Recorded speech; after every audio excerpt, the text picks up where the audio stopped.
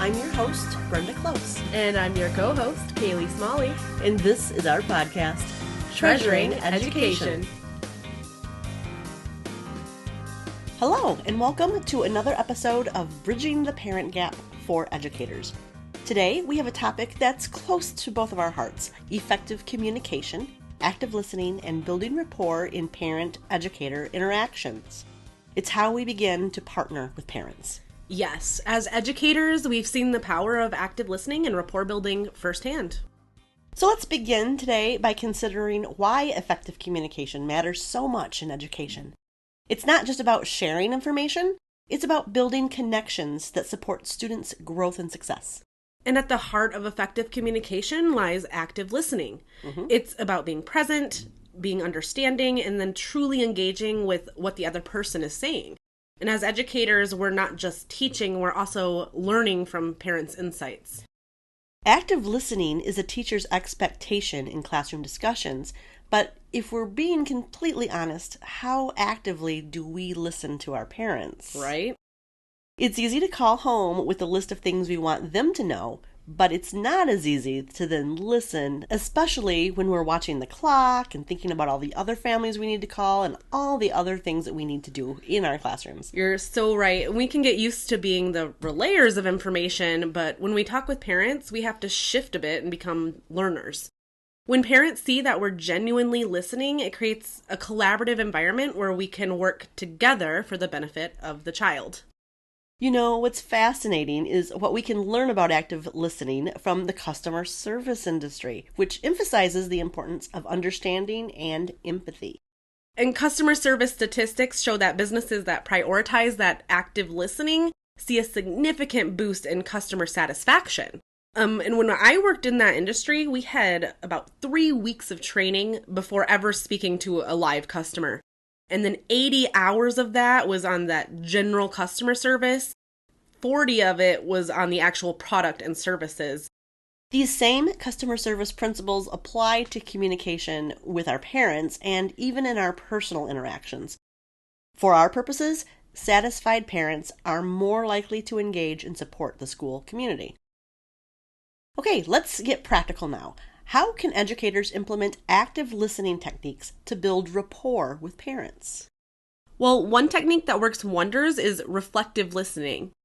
When we reflect and summarize what parents are saying, it shows them that we are truly engaged and looking to understand what it is that they're trying to convey. Exactly. And it's important that we actually use the same words that parents are using when we reflect and not paraphrase, but literally reflect those words for them. And don't forget about verbal communication mirroring. This is where we adopt similar language patterns, tone, pace, and keywords used by the parent. It's a subtle yet powerful way to create a connection. We will break down some of these trade secrets in our video. So now let's talk about overcoming common challenges. Time constraints and assumptions can often get in the way of effective communication. But by managing our time wisely and being aware of our biases, we can overcome these challenges. Yes, time is always a big issue for educators. However, talking to parents has such an impact on our students that it must be part of our regular schedule. And as important as dedicated time to interact with parents is that other challenge, our assumptions and biases. Educators don't have biases. We're all completely objective, and we don't let our personal beliefs interfere with our communication.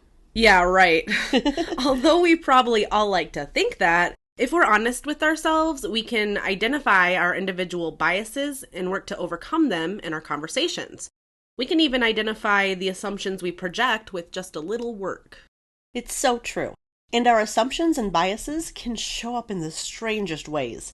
The phrases we use, the attention we give, and even mistakenly assuming that our values are the correct, universal values shared by everyone in our community. Mom, tell me about the time that you shooed students down the hallway again. Sure. Well, as you know, I was the new white female teacher in that big high school with a significant minority population. Between classes, us teachers stood out in the hallway to monitor traffic and to chat with students. And as passing period was ending, there were these 2 boys hovering around my door, just talking.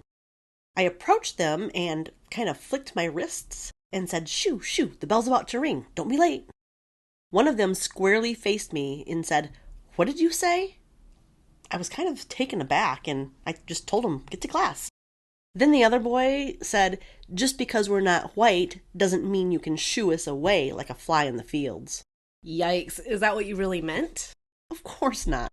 I spent some time, even after the bell, to apologize and explain what I actually meant.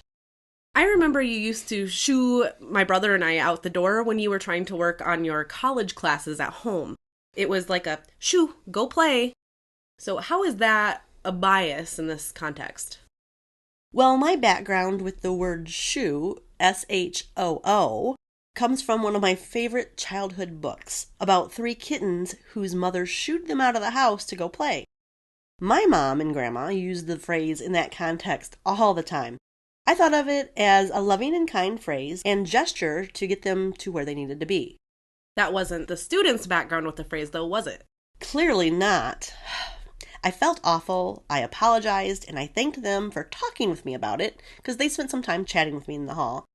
I think I ended up walking them to their class. I was horrified how my words had been misinterpreted. So even though you weren't biased against them or their race, your words led them to believe you were. That's exactly right. And the point is, even when we do our best to park our assumptions and biases in our interactions, sometimes elements of our backgrounds and culture leak through. In this case, I was actually trying to convey the value of timeliness, but it came through as something completely different. I can see that. And I think it's a great example, too, of really listening and having empathy and then learning from those experiences. Our words and behaviors carry meanings that may go beyond our intentions depending on the people on the other side of the interaction. By the way, those boys, although I never think I had them as students in my own classroom, they smiled and they waved whenever we saw each other in the hallway. It was nice. That's good. So in conclusion, remember that these techniques go beyond just having the skills. They're about building relationships of trust and understanding. When we listen actively and add the mirroring effectively, we're building these important partnerships with our parents. That's right. Thanks everyone for tuning in today, and we will see you next time for a discussion on parent meetings. Follow us on your favorite podcast platform to get notifications of our next podcasts, and sign up for our newsletter at www.treasuringeducation.com.